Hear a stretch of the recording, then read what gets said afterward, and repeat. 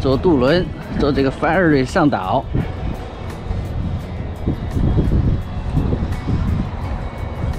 Starline。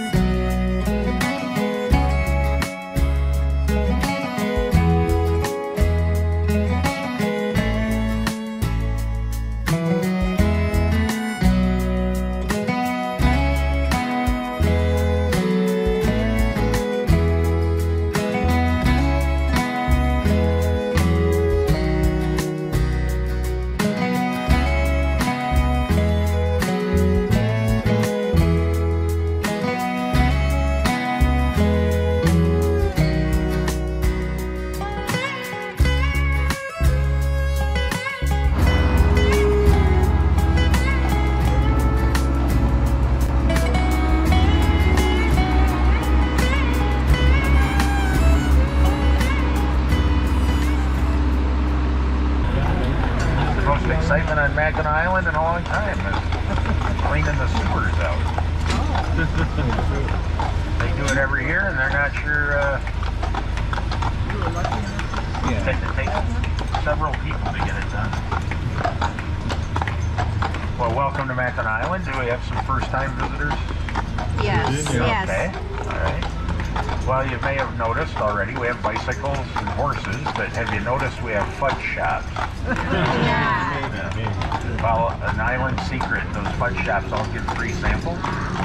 Oh. And if you go to every one and get a couple of samples, you'll eat about a pound of fudge before you make that critical buying decision. And did they tell you on the ferry? They always forget to tell you that in order to get off the island, you have to leave with 5 pounds of fudge. Oh. Dowd's Market here. It's the oldest market in the country. It's founded in 1884 by the Dowd family and still run by the Dowd family today. So as we make the turn here, Marquette Park will be on our right. Father Marquette was a French Jesuit missionary that came here in the 1760s and stayed until about 1670 when he left to go explore the upper Mississippi River Valley. He died just a couple years later at the age of 37. He's buried over in St. Ignace across the water. And up on the bluff is Fort Mackinac, one of the 2 major sites that everybody comes to see here. Fort Mackinac was built in 1780, 1781 by the Our drivers up here. We've got, let's see, what is his name? Royce on the left and Mario on the right. And the horses become good actors at these little hills, which demonstrate their strength. So the American Fur Company, this is the retail store, and the significance here is that in 1825, young Saint Alexis St. Martin was accidentally shot in the stomach, and Dr. William Beaumont came down from the fort. He was a post physician and was able to save Alexis's life, but for the rest of Alexis's life he had about a golf ball sized hole in his stomach, and Dr. Beaumont, not wanting to miss the opportunity, decided to do over 200 experiments by lowering food into that hole on a string and then would extract it and study it, and he discovered that human digestion is done by enzymes and not the muscle action of the stomach. Wow. Dr. Beaumont has a hospital in Detroit named for him, William Beaumont Hospital. And Alexis led a long, happy life. He lived to be 68 years old, and we're told that he never argued with his wife. He just never had the stomach for it. On the left is our Veterans Memorial, veterans going back to the Civil War and up to and including the more modern day Iraq and Afghanistan conflicts. And our post office here. Rain, snow, sleet, or hail, you come get your own mail. They do not deliver. And you think that's not so bad, the houses are right here, but these are seasonal homes and beds and breakfasts and stuff, so they'll be buttoned up in a couple more weeks and shut down for the winter. On the right was the agent's house for the American Fur Company. Robert Stewart was the agent who was able to move $3 million worth of furs through here in 1822, making John Jacob Astor a very wealthy man. This was the warehouse building.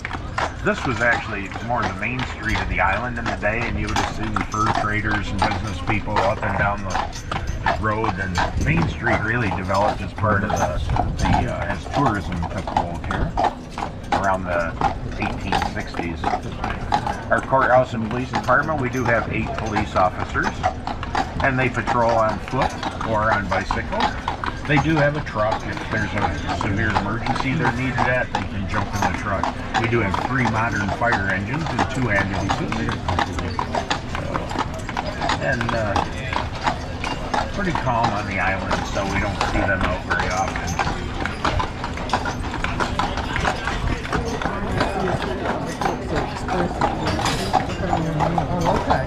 So you can see everything gets delivered by freight wagon. Our blacksmith shop is closed for the season now. He just left yesterday, but the wrought iron fence around the grass area is some of his handiwork. And the Biddle House here, it's our Native American museum, but the Biddle House, parts of it date back to 1780. Edward Biddle bought this house in 1822 with a $100 down payment and paid it off in 5 years. You'll hear the Biddle name again. Young Mary Biddle. Young Mary Biddle fell through the ice on a trip out to the island.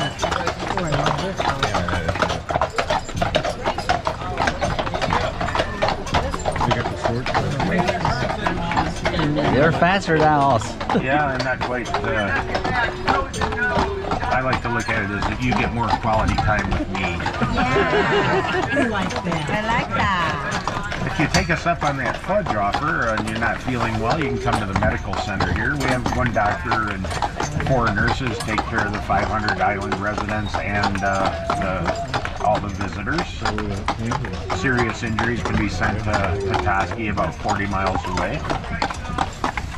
And this used to be the area of the St. Anne's Cemetery. It was moved in 1924, making way for these hotels, the Hotel Twilight, Hotel Windsor. They now serve as housing for the Grand Hotel, which employs over 600 people.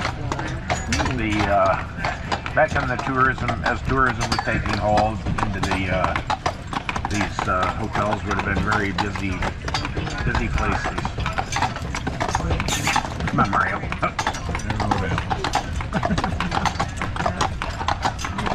Our newspaper is published once a week in the summer and once a month in the winter because there's really nothing going on here in the winter. All of this would pretty much look like a ghost town in the winter.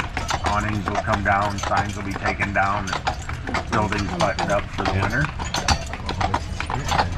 Most of the residents live up in the village, up the road here a piece. We have 500 year-round residents. And on the left, the yellow house coming up, that's our mayor. She's been elected 47 consecutive terms. Wow. A term is 1 year long. And now that the roads have been repaved and the potholes fixed, I think she probably will be safe for a 48th term. I lost a horse in one of the potholes last week and haven't seen it since.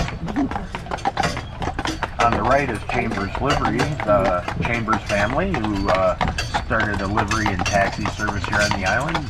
They've been here since the middle 1800s, and they started the carriage tour business in 1948. They've moved most of the business a little further up the island for more space. They still keep fancy carriages here for weddings and special occasions. Weddings are very popular on the island. Some of the choice venues and dates are booked 3, 4, 5 years out in advance. So our suggestion is you book the date and then go find that special person in your life. Men work best with a deadline, we know that for sure.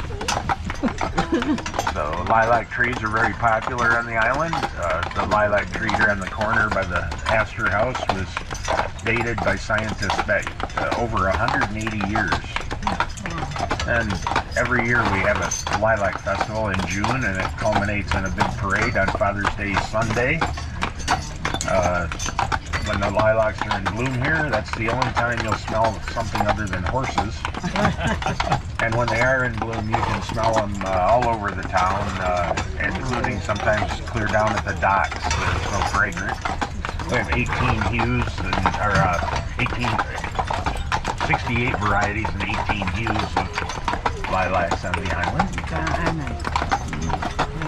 If you want to try driving a carriage yourself, you can go down to Jack's Livery here on the left, and they'll set you up with a single horse carriage and give you a 10-minute driving lesson and bring you up here and take your picture as you go on your way to explore. Just a reminder though, the horses always come home whether you're with them or not. So they use the picture to match up who's missing and go look for them out of the state park before dark. Trust me, that state park is dark at night. The Gatehouse Restaurant on a nice day, it's a great place to sit out on the patio and have lunch or a beverage. It's one of the Grand Hotel's offerings. And two sisters, last name of Orr, built this house a few years ago, and if you knock on the door, as the sign says, you're bound to get either or. And our little stone church, one of our popular wedding venues. The stones were quarried here on the island. The stained glass windows came from New York, and they depict missionary work with the early natives. They're covered in plexiglass because winds off of Lake Huron can come in in excess of 60 miles an hour in the winter.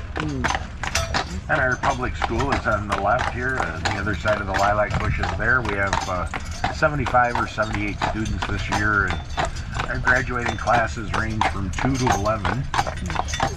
Don't have enough for a football team. And on the right, the golf course on the right is the golf course for the Grand Hotel. This is the front 9. Golf carts are allowed on the golf course, but not off. So your greens fees include a carriage ride up to the back 9. It's about 25 minutes away.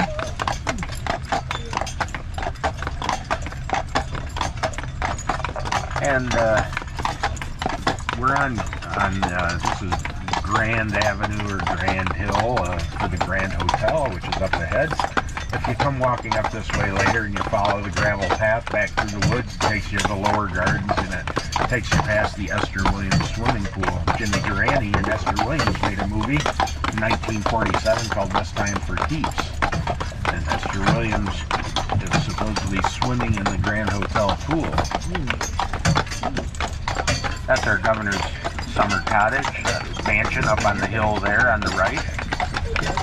Built by a Chicago attorney in around 1900 and gifted to the state of Michigan in 1947.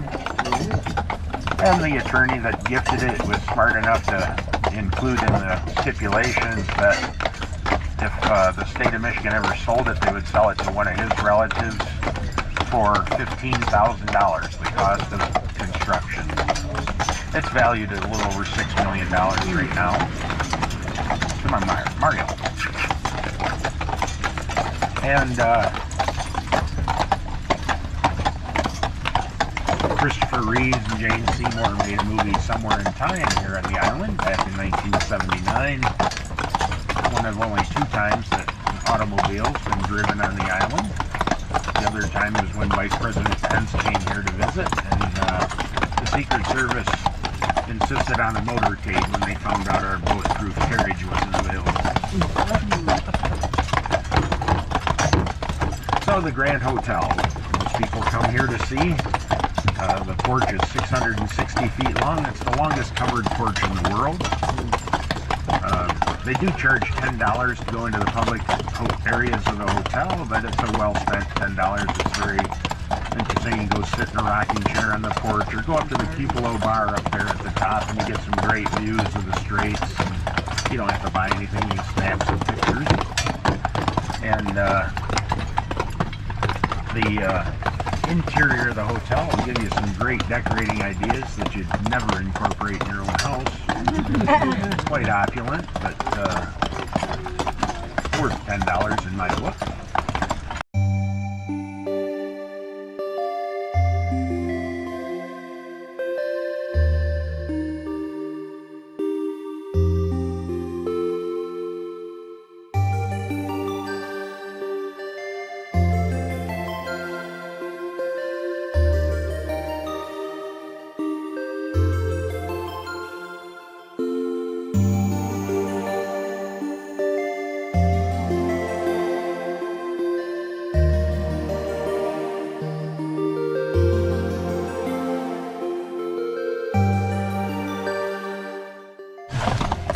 The drinking affairs that Catholic funerals often are.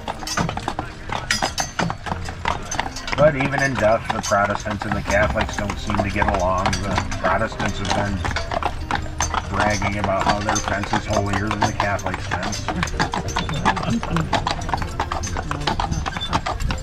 Harriet Mitchell's the oldest grave here in the Protestant cemetery. She was buried here in 1837. She was 80 plus years old when she died, so she saw a heck of a lot of history here in